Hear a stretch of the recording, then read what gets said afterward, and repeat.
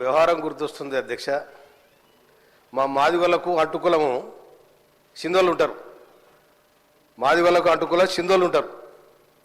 వాళ్ళ వృత్తి ఏంటంటే భాగవతులు ఆడతారు. వాళ్ళు భాగవతులు ఆడతారు. ఆ భాగవతులు ఆడే టైంలో వేసేగాళ్ళు తక్కువ ఉంటారు. అలా తక్కువ ఉంటే ఒక వేషం విడిచి ఇంకో వేషం కడతాడు, ఇంకో వేషం విడిచి ఇంకో వేషం కడతాడు. ఒక్కడి 3 వేషాలు కడతాడు.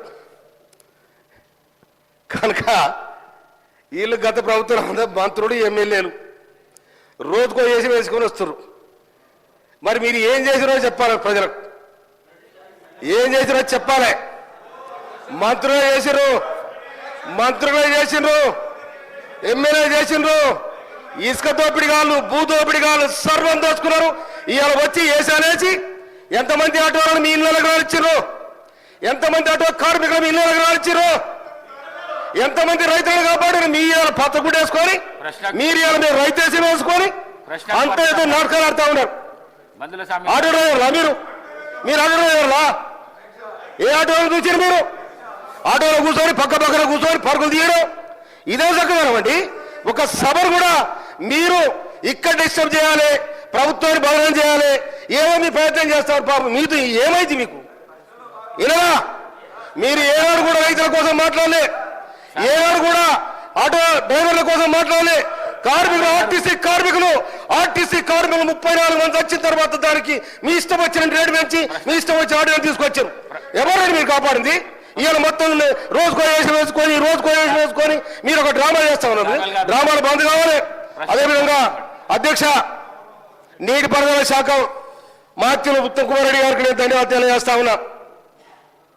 మా దగ్గర ఉన్న బురాడి గారి కాలువకు గత ప్రభుత్వం ఏం చేసిందో ఎక్కడ చేస్తాం బయటికి తొమ్మిదేళ్ళతో మీరు అవసరపడ్డారు.